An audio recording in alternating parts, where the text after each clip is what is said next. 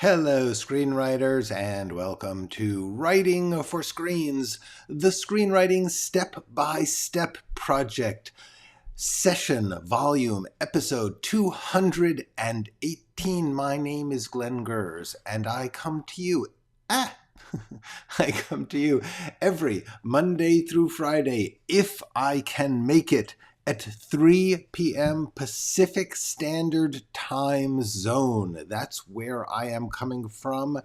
And I come to you to let you look over my shoulder, share my screen as I write a script. And I am doing this in order to demystify the process of script writing, to emphasize the process, which seems to me to get underemphasized in other screenwriting teaching. They talk about the result. They talk about the great script you can write and what makes it great. My feeling is the most important thing a screenwriter or any kind of artist can work on is gathering tools and skills and a process for writing. The rest of it you'll figure out. But the main thing you need is a process, a way to get the stuff out of your head and onto the page in the artistic form. So that's all I'm talking about here. I am not talking about how to do the greatest script or the script that will sell. I'm just trying to walk you through the process that I figured out for myself. There wasn't anybody teaching this stuff when I was learning it. So these are the things I picked up in a 25-year career writing for TV and movies. I am now retired and on my way out. I thought I would just offer these things I collected along the way in case they're useful. It just seemed wrong to not give them away, share them with people, let someone else use them. It took me a long time to figure them out. Why make you go through all that? You do not have to watch all of these. You have 218 hours. You do not have to watch all of them. Just drop in here and there, get a sense of the process as I talk about it.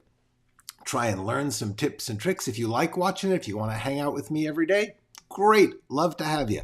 But the main things I have to teach are actually what I call my lesson videos. The first 3 playlists on my channel: Screenwriting Essentials, Screenwriting Tools, Skills, and Craft, and The Process, Being a Writer. This is what I really have to tell you. The most useful, boiled down to practical tips, tools I've got. I put them into each one of these little 10-minute videos. Just gives you a topic. Thinking in scenes, flashbacks, dramatic action, whatever it is. There's about 30 or 40 of them. I'm going to do about 20 or so more. And that is the best of the best. I beg you, for you, not for me. It's not going to make any difference to me if you watch them. But I really, really think this is what I try to make clear. So please do watch them. Hi, Di. Hi, Najo. Hey, Gene, still working on the Great American Paragraph. You or me, because yeah, it's been a long time getting that damn thing done. Hello, Elaret. Hello, Nathan. Good to see all of you here. We are going to get ourselves going right into this writing thing. Hey, hi, Donna from sunny Australia. Good to see you. Welcome. All right.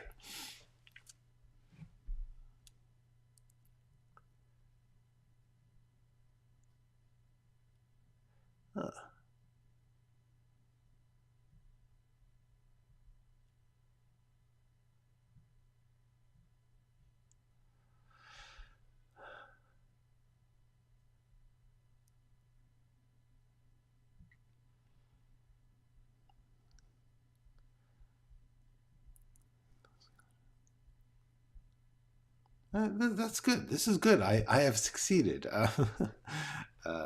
Okay, get episode 2 of my pilot out of my head right now. I am writing the notes in my iPhone. Good. I will have it done before I know it, because you are more productive than I am, Najao, and it is stunning. Excellent. Just, yeah, write it down. Keep writing. Get it done. That is, you can't edit a blank page. You do just get something down, and that is the crucial step. All right.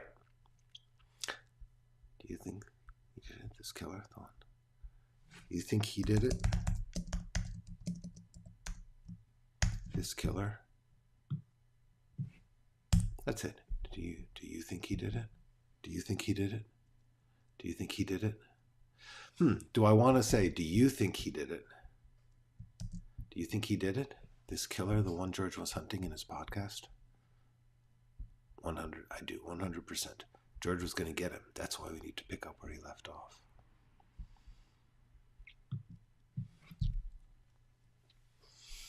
All right. So I'm just, it has been so long since I read this that I don't actually know where I'm going here.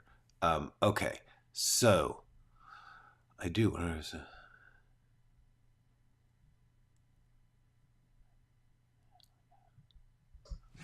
Like evidence.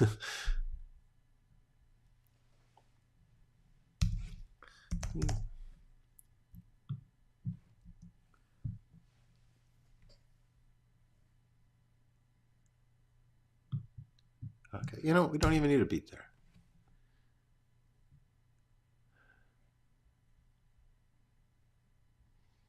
Now, do you know where it is?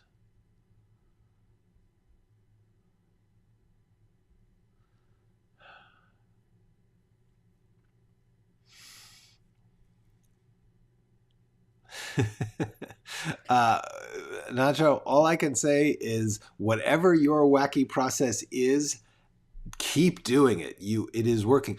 Everyone, this is really important. Whatever process you can do that actually gets things done is great. It's great. It's great. Don't overjudge yourself. Everyone else in the world is going to judge you. Give yourself a break and try and just do what you like, what you think works. Okay, so Zena is actually lying to her here. But might she just, why is she lying? Why would she not just say, hey, yeah, maybe I can help you?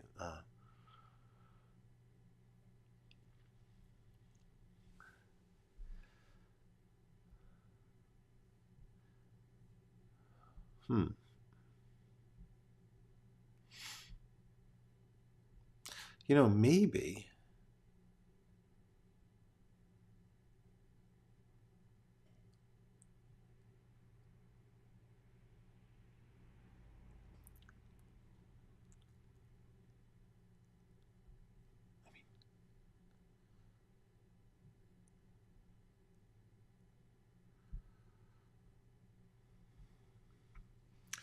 Do we really need this?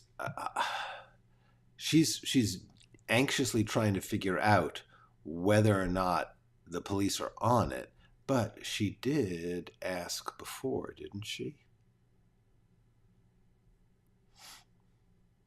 No, she didn't. Okay, that's worth asking then.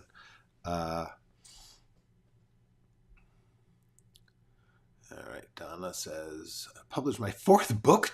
Holy crap, that is impressive, Donna. Congratulations. Excellent. Thumbs up here. Bravo. Congratulations. Getting work done, getting it out there so that people can see it. Whoever it is, if it's only a handful of people, that is the game. That is the point. That is everything. Congratulations, Donna Nelson. Yes, indeed.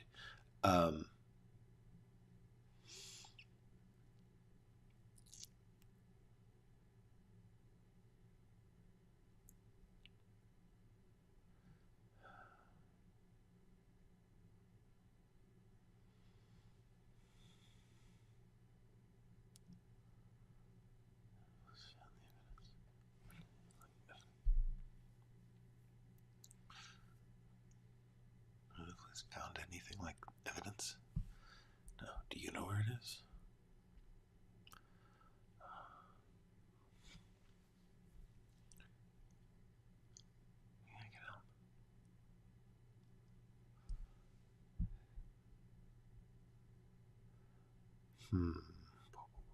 Yeah. Wow. Congrats. As everyone's saying, that's phenomenal, excellent, wonderful, cool.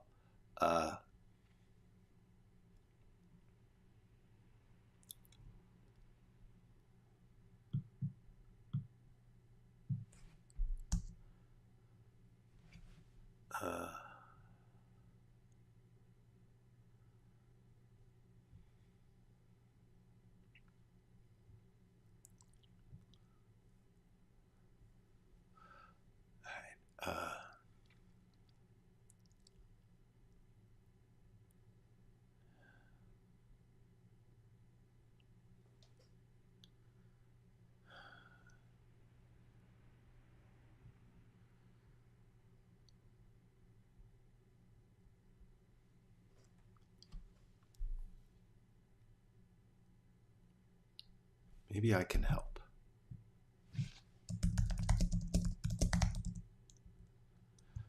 Why? Yeah. Have the police found anything like evidence? No. Do you know where it is? Yeah. You poor thing. You know what? I think she's not going to answer it at all. She's going to avoid the thing. I could be there. Do you have like work or school? No. I'm an influencer. I can tell you about it. I can tell you all about it when I see you. No. Thank you. That's very kind. Thank you. That's very kind.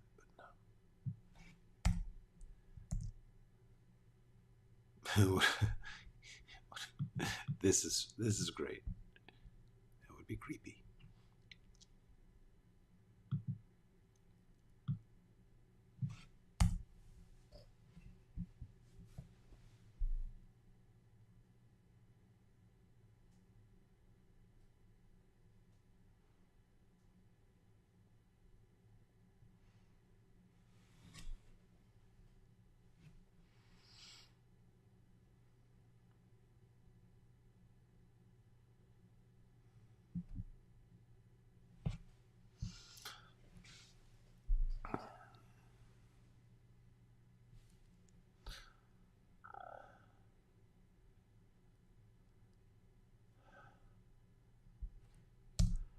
All right, this is good. This is not shorter, but it's good.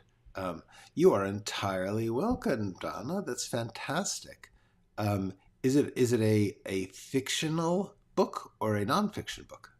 While we're talking. Oh crap! Now I'm starting a new scene. Oi! All right, new scene. I could do it. See, usually when I finish a scene, I get up, I walk around, I do other things, and then I come back. I almost never go right into a new scene. Just like wash my brain, not in the brainwashing way, in the clearing out way. Okay. Technology.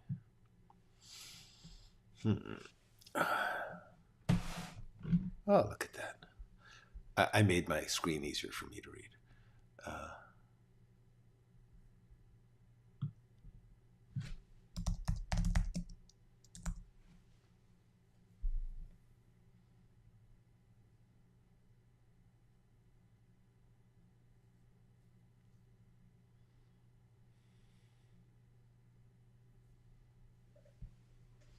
This is excellent, actually. I'm good with this.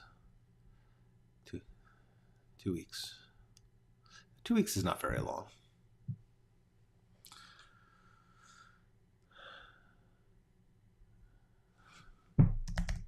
3 weeks.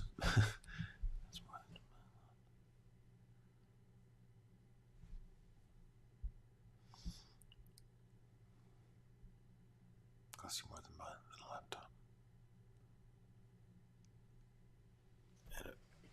And it would be cheaper to just buy a laptop. I have a laptop. I like these. This is from my book. I only use this.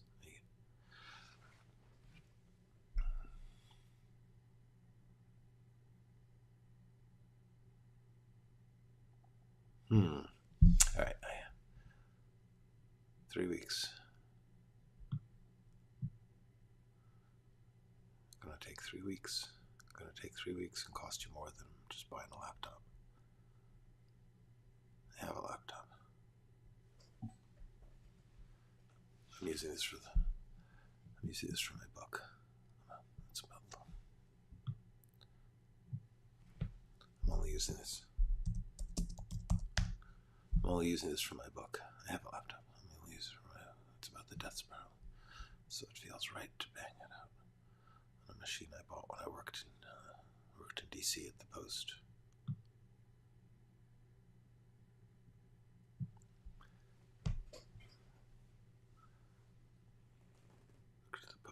Worked at the Post.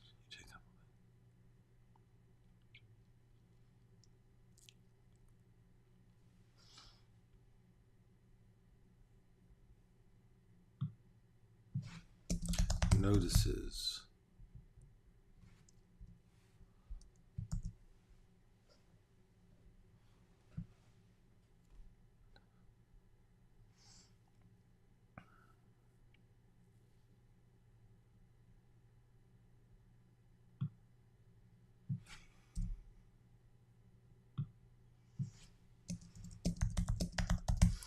Checks his phone.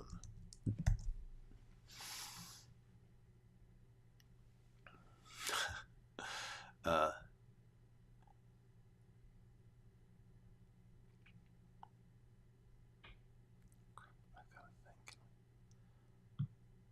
gotta think. Can we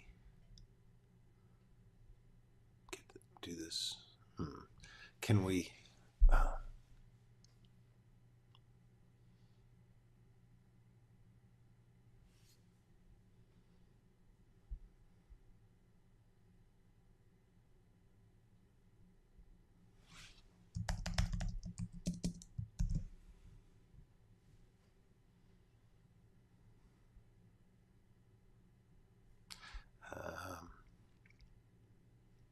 Yeah. Hello, Alex. Sound a bit more congested. Yeah, maybe. Could be. But I'm okay. Thank you very much. Hope you're feeling better, though. I am good. Would it be of any interest to you to give us a tour of your book and DVD shelves? You know what? I'll do that sometime. I'll think about that. Here's the thing. My shelves would be... there's two meanings to this. One is just you want to see my stuff, cool. But would I recommend things? A lot of things I chose for my reasons in my life in that moment. So therefore, the question would be, is that of value to anyone else? However, I don't know. What I might do is like just take a picture of it and show it to you. There's a lot of stuff on the shelves. In my video, some of my shelves, only some, are in the background, and you can get a sense of there's a lot of stuff. I have read and watched a lot in the past, started, let's say 50 years. And so therefore, do I recommend all of it? Would I say waste any of your time on it? No. So what I may do is more likely is to just present some recommendations, things that I think are interesting for various reasons. On the other hand, give you a tour of my shelves, sure, probably. That's not a bad idea. I'll consider that. Yeah, why not? Donna says, I write and YouTube spiritual-based coaching books. Oh, cool. That is neat. I know that field of coaching, and it is not easy. It takes me forever to write these videos. Not these, obviously, because I'm just, but the ones the actual written ones, really struggling on. It's hard. Simplicity is not easy as it looks, and figuring out what order and what few words is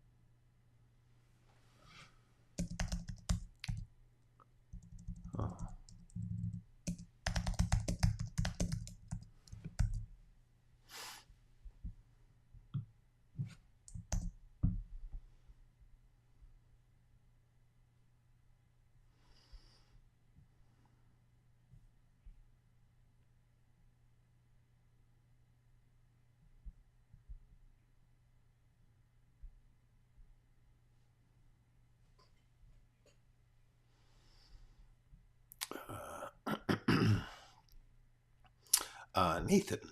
Sometimes as a white male, I don't feel real confident trying out a story with a female lead or a lead of color or both. Like I don't have permission or it might be offensive or appropriating. Do you ever feel this? What do you do about this feeling? Keep in mind, I'm a novelist, not a screenwriter. This is a complicated issue. Here's what I think about that. I think that every single fictional piece of writing you do, you are stepping into the voice, mind, life of another person. That is the very nature of telling a story, fictional story, or telling any story really, except autobiography. So therefore, we are always putting on someone else's life. The question is whether you are doing it with as much integrity and honesty as you can. I am not a big one for saying that that people should not go out of their lane, because otherwise all you're going to get is books about people writing books. I do believe that you are responsible to try seriously to learn as much as you can about the world that you are imagining yourself into. Will that be right? No. On the other hand, any two people living in that world, living in that gender or skin color or place or time or culture, their experiences are going to be different and they'll often disagree. So it's not like there is a unified right version of any person, a fictional person especially. You are allowed, I believe, to imagine being another person. And once you are allowed to imagine being another person, hopefully you'll always do it trying to get a sense of the reality, or not always reality. You know, not every story is real. Not every story is capturing reality. So therefore, I would just say, if you are being condescending, if you are being insulting, if you are being reckless or careless with the identities that you are imagining and impersonating, that's once again not a question of permitted. It's more a question of what you doing? Why are you doing that in the first place? Try not to do that. On the other hand, we are all going to slight our characters. We are never going to get fully into them as much as they would like. And also, because we are telling a story, our people are going to do bad, foolish, ignorant, mistaken things a lot. That's why it's a story, because they don't know the right thing to do, because they may have bad opinions or wrong-headed opinions. You can't decline to tell stories about people who have negative qualities. You won't be able to tell stories. And what's more, that's life. That's truthful. People of all types are complicated. And so all I would say is try not to be cliched, try not to be cruel, try not to be dismissive of any of your characters.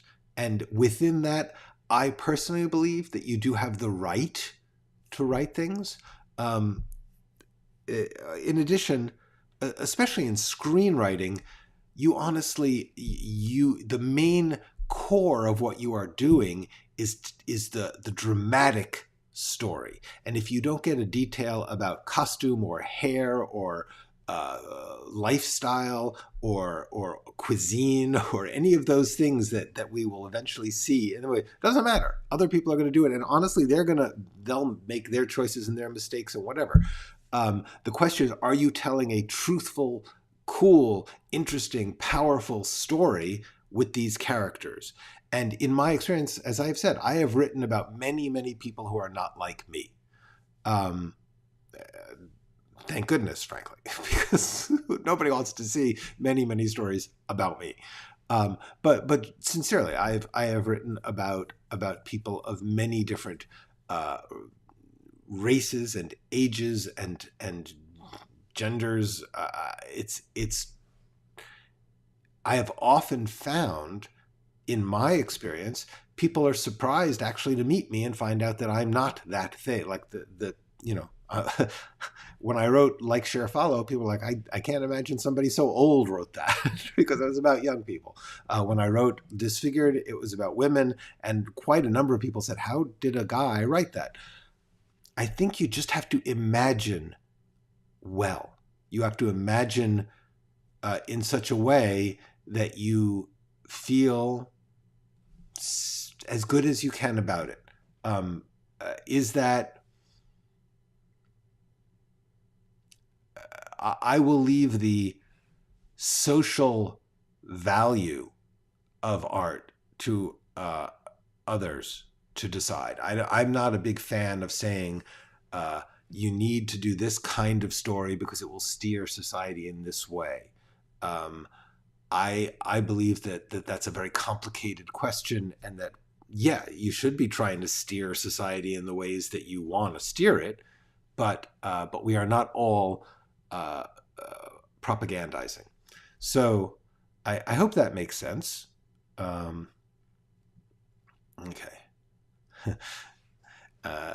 Nacho writes, strong white male British leads from a country, and look at me, yeah. I've read these works. I feel like I'm amazed at how well I pull it off. Yeah, that's right, because that's what writing is. Thank you, Nacho. There is currently a legitimate argument saying people who are in privileged positions should not be writing in the voice of people who do not have that privilege.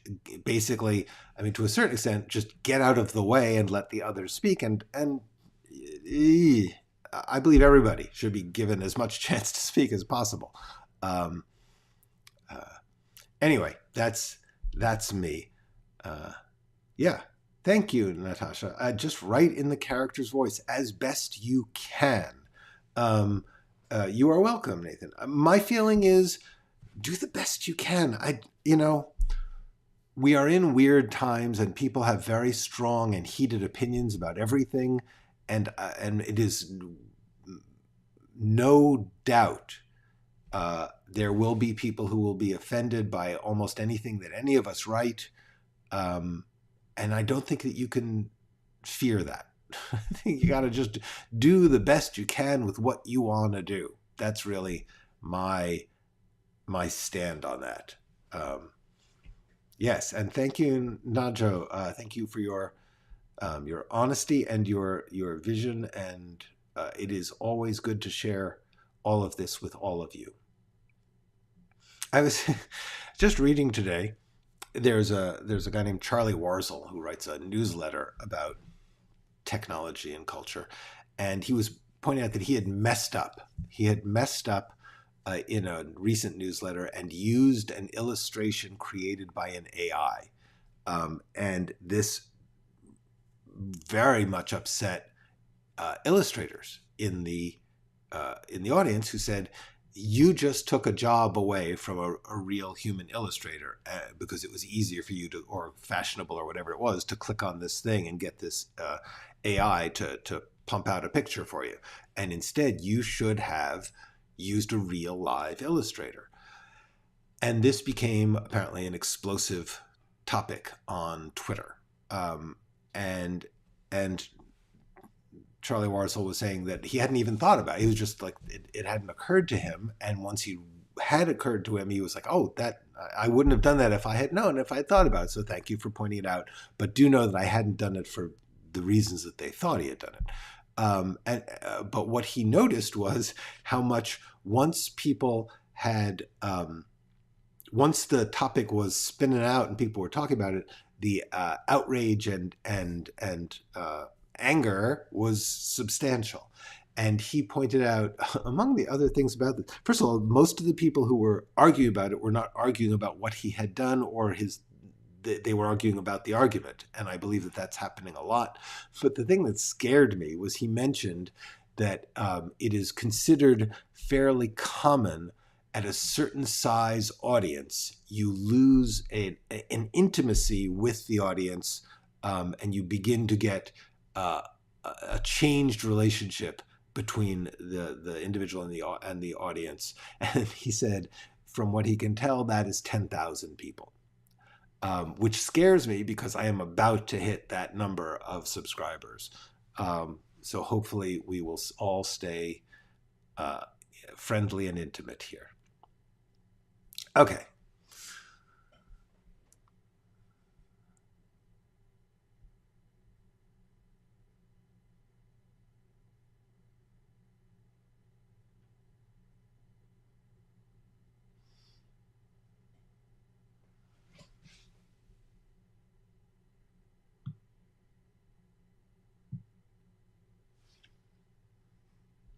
I am going to make this clearer. Boom. Okay.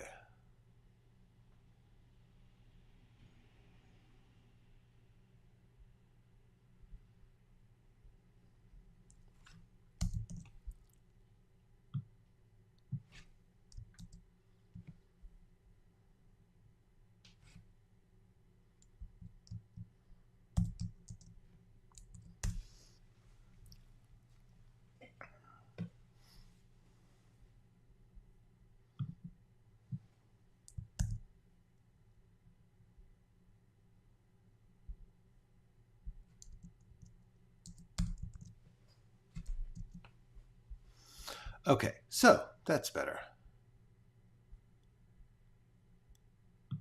Well, obviously it's in the shop. Let's just cut that. All right. Spot on. All right. She's already got it going. Yay. Good. Thank you.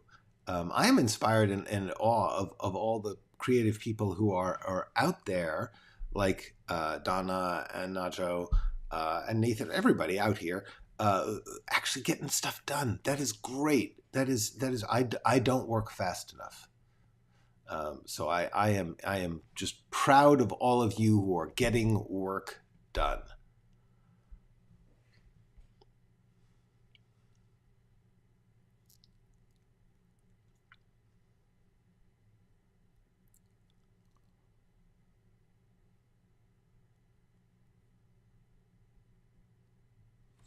With her feet up. Oh, okay. Need more, Glenn. Okay.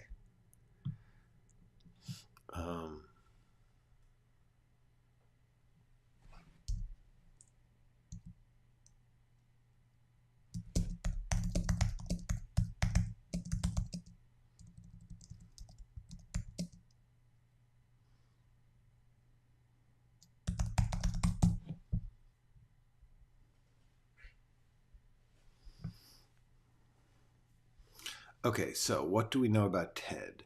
We know that TED operates out of glitchy, unsteady signal from his RV parked.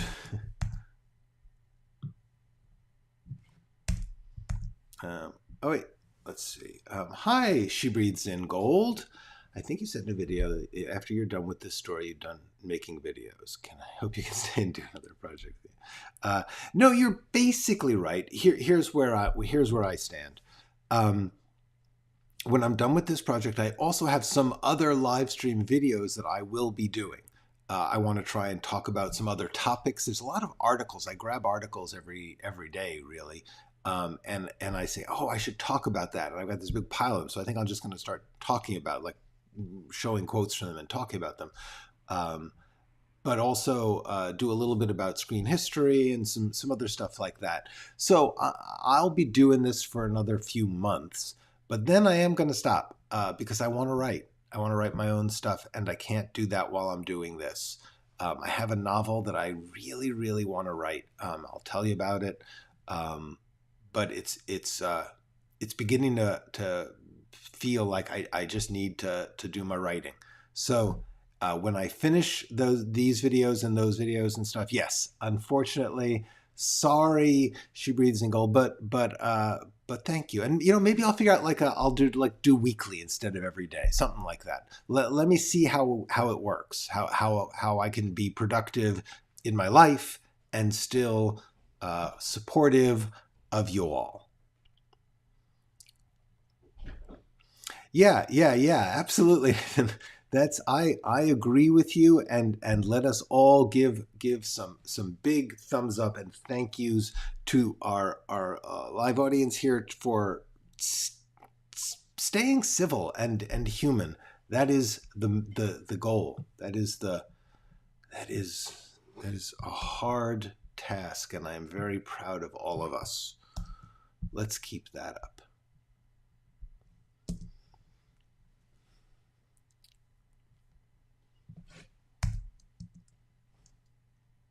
Conspiracy theorist in his, how old is it? 30s.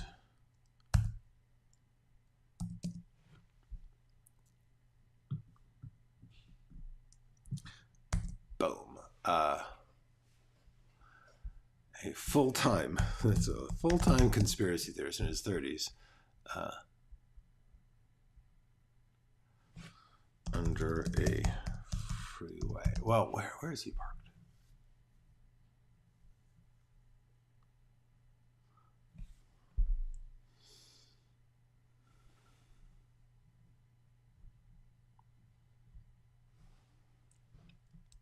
Yeah, that's good enough.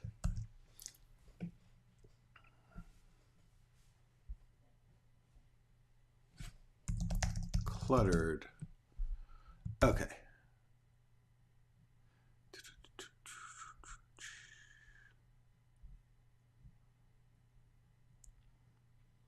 Yeah, that is the problem. I agree. I'll miss you too. I mean, that's the thing.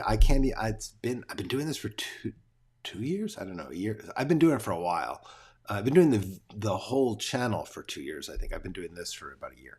And yeah, it would be weird. So yes, let's see how it goes. I do not want to make a plan yet. I'm working on it. Hi, Tyrone.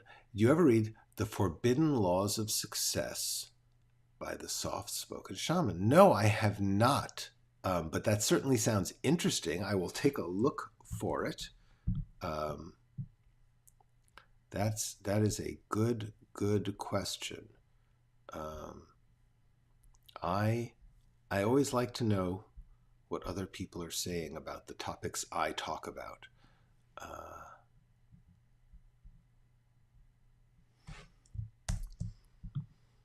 Oh, by the way, Nathan, you mentioned your as a novelist, it gets more complex because in theory, A, you have to write with more detail, and B, you are writing more within character. In theory, a screenwriter is writing outside of character, although I don't believe that. But it's true that a novelist, in theory, could step wrong more easily. However, I just can't get into this concept that people are not allowed to write what they imagine. And if they imagine poorly, don't read it. But I mean, look at the entire history of literature. Shakespeare was not hanging out with King Lear. He didn't know what it was like to be a king. It's the work of writing, of creative writing, to guess what it's like to be another person, and it's not presented as reportage. It's not presented as fact. It's presented as imagination, and it always is imagination, always. So,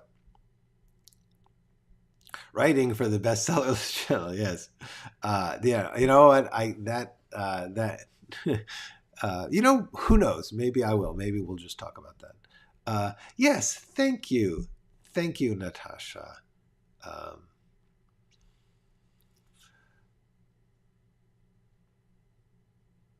Yes, Flannery O'Connor, no slouch in the writing department. Flannery O'Connor, an amazing writer. Those of you who have not read Flannery O'Connor should do so. Didn't write a lot of stuff, so you can get your hands on it easily. And yes, exactly.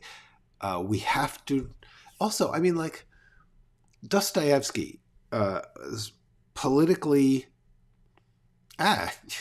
politically troubling in many ways. Tolstoy, almost all of everyone, they're writing from their moment. They are writing their beliefs, which they are standing by, and I'm just a fan. Even it's funny, when I first read Dostoevsky, I was in high school, and I read it was Crime and Punishment, and Crime and Punishment is just a powerful emotional story about this guy, and the things I didn't really understand all of his motives because a lot of them are political. It was about a political movement at the time, this great man theory, which we still are suffering under in many ways. Anyway, I didn't understand the politics. I just understood the story of this tormented, frustrated, foolish, stupid man who commits a horrible crime and the whole rest of the story is about whether or not he can learn to take responsibility. But honestly, lately I've been reading more about Dostoevsky's world, and I'm saying, I'm not sure that I believe any of what he's saying politically, but that's okay. That's all right.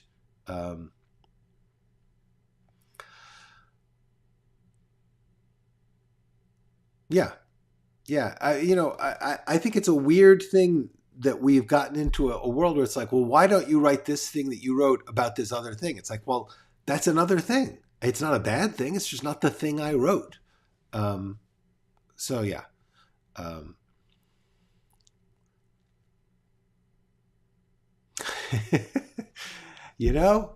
Cheyenne, yay, good for you. Cool. I would love to read more from Hispanic Queer Neurodivergent.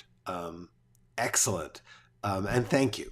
Thank you for your support. Yeah, of course. We all do the best we can. There's a 3. We're talking. Tyrone's talking about this book, Forbidden Laws of Success, and there's a free chat to help me with writer's block and the importance of yes, avoid debt. Definitely avoid debt. I am on that page. I will tell you. This is just another little bit of useful stuff. I always put it as make a sustainable life from which to write. In other words, do not write, do not try and live your life in such a way that you are trying to make enough money at writing to support your lifestyle. It's just an unlikely thing to do. So try to build a life that you can support. If that means roommates, if that means moving to a different place, if that means whatever, I don't know what your circumstances are, but I do know that it's really important to recognize that art is not going to solve your financial problems. So base your life on the idea that you're not going to get money for your work. Then any money you do get, groovy, cool. But the whole point is, yes, stay out of debt. For a long time, especially in film, there was this trend of like, hey, make a movie on your credit cards and you'll get paid back and it'll all be worth it. Don't do that. It'd be weird if only queer people wrote queer characters. Yes. Yes. Now, with that said, it is a useful point that people often oversimplify people of other groups when they write about them. And it's an easy thing to do. It's an easy thing for anybody on any side of any line to do.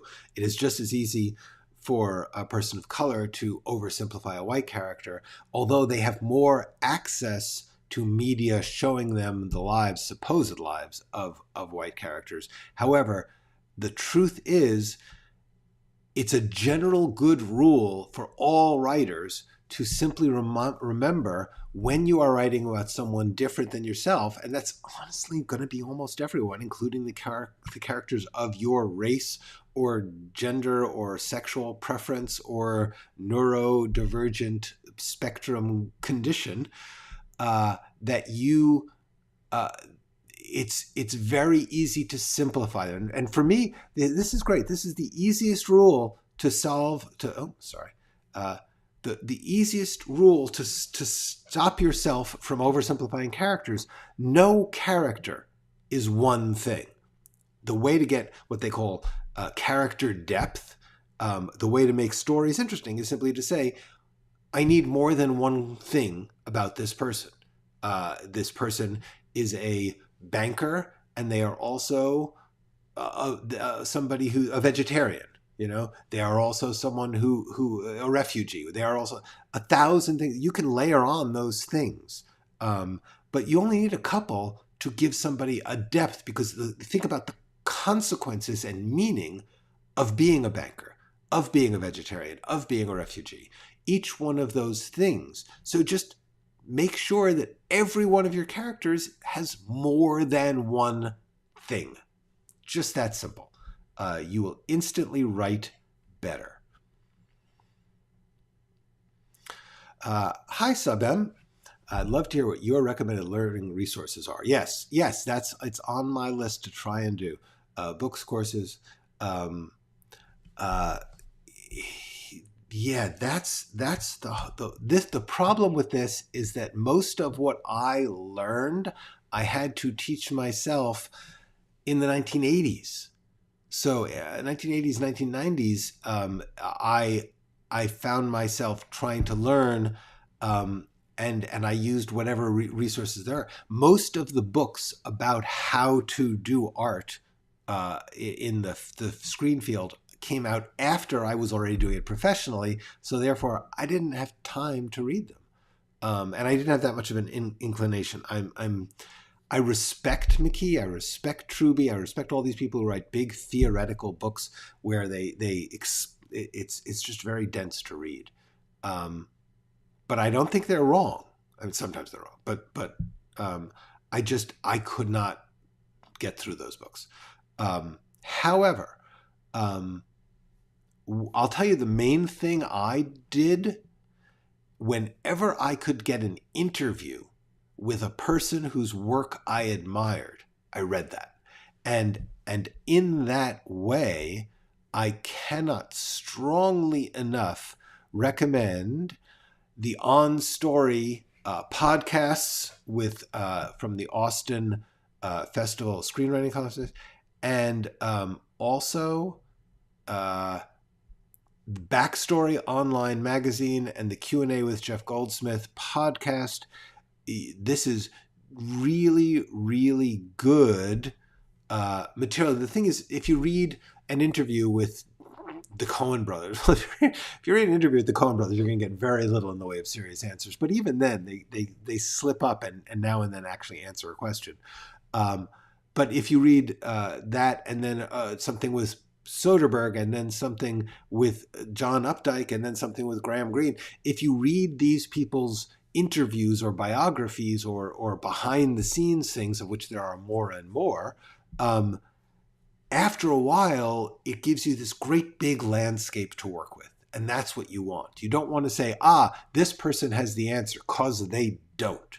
What you do want is to get a lot of different possible answers, and then you pick pieces of them that apply to or are useful to you.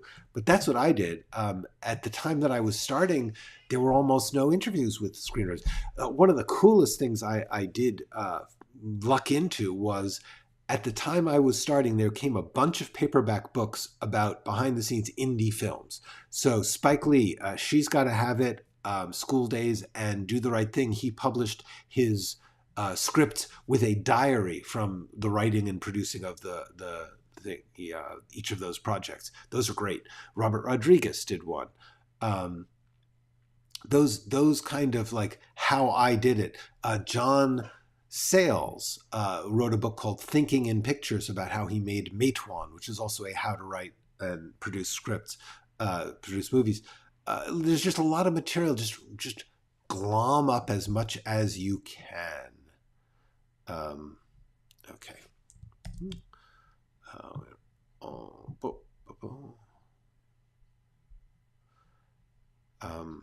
I feel like the world would be a worse place if you couldn't write about people who aren't like you or had experience you haven't had. Yes, exactly. Elarat, me also. I exactly feel the exact same way.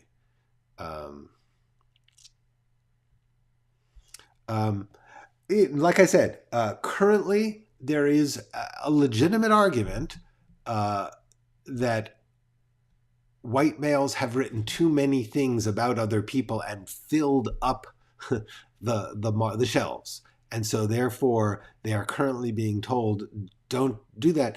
That is not entirely a legitimate request because it's like saying don't write because you're a white guy. But on the other hand, it's something to think about. It's something to take seriously. And so the answer is yes. Najo and Cheyenne at the moment are less likely to be told they should not take risks. Yes, exactly, Cheyenne. That you're totally at risk with some crowds, but that doesn't mean the sentiment is correct.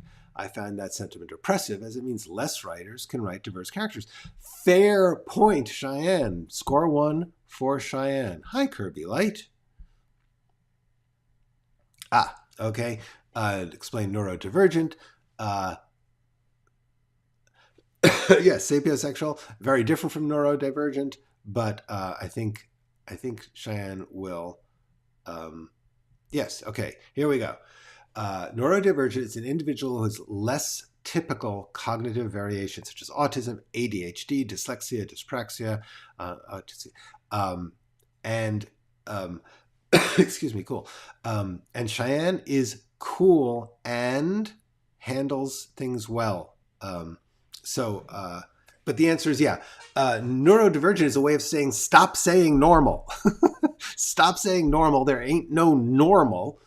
There's just the bigger group or the more powerful group who is saying we're excuse me, normal. Ain't no normal. Leave normal out of it. Neurodivergent is saying my brain works differently than yours, but honestly, there's lots and lots of different ways that brains work, and the sooner that neurodivergent just becomes a descriptor and not and just like the many pronouns and the many genders, let's just look and listen well to the other people around us. That's just the first rule for my world. Write all characters better. Yeah, exactly. Thank you. Yeah.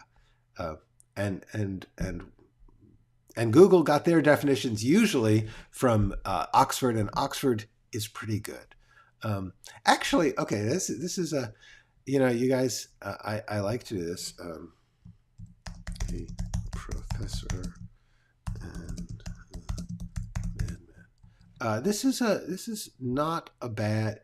There's a movie called about the Oxford English. I'm changing the subject a little bit. The Professor and the Madman,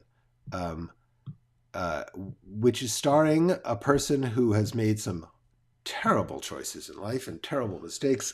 Mel Gibson and Sean Penn, two people who have made some terrible choices and mistakes in life.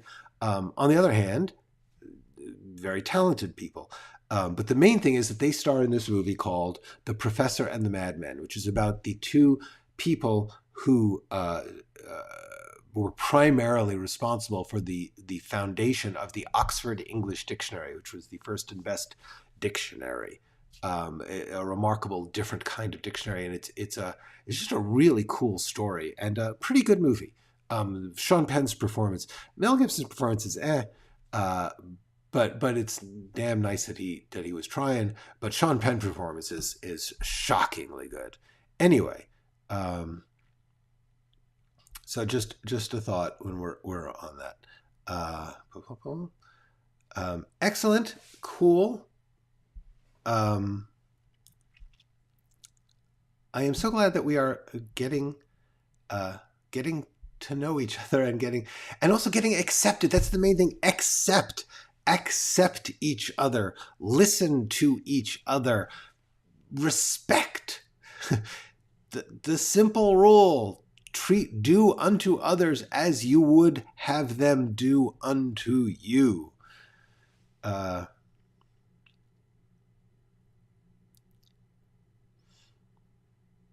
Yeah, that's an interesting way. If you look for interviews that run over 20 minutes, you'll get deeper interviews. That is true.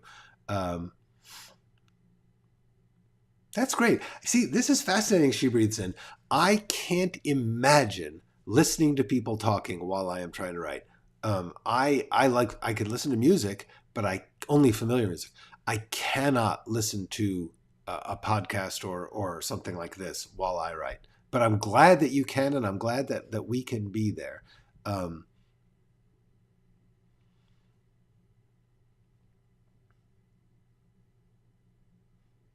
Yes, exactly. Yeah, no, once you start looking at the history of art, you just find tons of people who have done their legitimate best to know others through their writing, to show others well through their writing. And it does just seem the thought behind this, the you shouldn't write that, is actually there are some good thoughts behind that. The eventual message, not so good.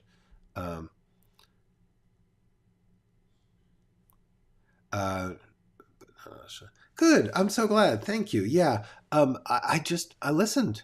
I thought. I felt. The main thing is, and this is just my honest belief in how you have to write every character, is you have to kind of do this weird, what if it was me, and look inside yourself and see how much there is of yours, like whatever they're going through.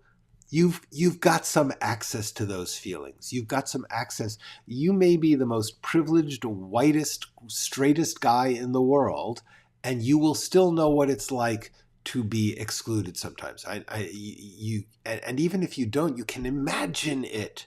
You can imagine. Like, none of us knows what it was like to be a Roman slave or in the Holocaust or on a ship crossing the it's just not, none of us can know what that was like, but we can all imagine it.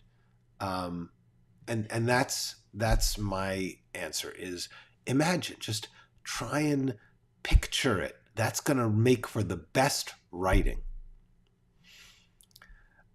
Yes, indeed. Exactly. Norman Lear, well-intended, damn good work. A truly great man who's managed to stay into it. I think he just hit 100, and still doing some valuable things. Yeah. I can't write in a coffee shop either. I know people who can, but I can't do that. So anyway, She Reads in Gold. By the way, look like your icon. All right. So listen. Let me just see if I can get a little bit more on this page. Well, at least we got here. Yeah, at least we got to the start of the dialogue. I think that's a good place to stop. This has been a lovely, lovely moment of connection and conversation. Thank you for all being so honest about yourselves and trusting of each other and me. That's damn nice. Let's try and maintain that as best we can in our days beyond this. I'm going to be heading out now. There's one thing I wanted to say. Speaking of all of this, I just have to recommend this thing. good luck to you, Leo Grande. It's a movie, an indie film with Emma Thompson and Cormac. I can't remember his name. But it's currently on Hulu for those of you who have access to Hulu. If not, there may be DVDs. It may be, I don't know where it is. But I know that this is a remarkable piece of work. This is a very, very simple story that teaches you so much about character and about dramatic structure, because it's just these two people. I mean, there's one other character shows up at a certain point. There's one or two like tiny locations that show up. Mainly, it's two people in a hotel room over several time meetings. It's an older woman whose husband has died. She has only had sex with him, and so she has hired a sex worker because she wants sexual experience. I will not get into it, but I just have to say, it is sensitive, it is funny, it is touching, it is brilliantly done. The acting is unbelievable. The writing, the directing, it is just a beautiful piece of work that shows you what you can do with almost nothing. With talent, these are exceptionally talented people doing this, but still, it's just some people in a hotel room working things out with each other. It's just beautiful, and I strongly recommend you watch it, and watch it a couple times if you can, to say, how did they do that? How do these scenes work out? How do they start and move and change and end in such a way that we are like, you're never bored, and you're always wanting to know how this is gonna play out, and it's just amazing. So urge you all to check this out. You're welcome. You're welcome. You're welcome. Moon's Madness, happy that you are lurking. Welcome to the lurk station. It's all good. Yep. Excellent. Great. All right. Leo Grande, there is some, there's a lot of frank discussion of sexuality, but it's not salacious, and I don't know what to say. It's just, there is some nudity, but honestly, it's beautiful. It's powerful. It's fabulous. I just highly recommend it. So there you go. And with that said, go write something.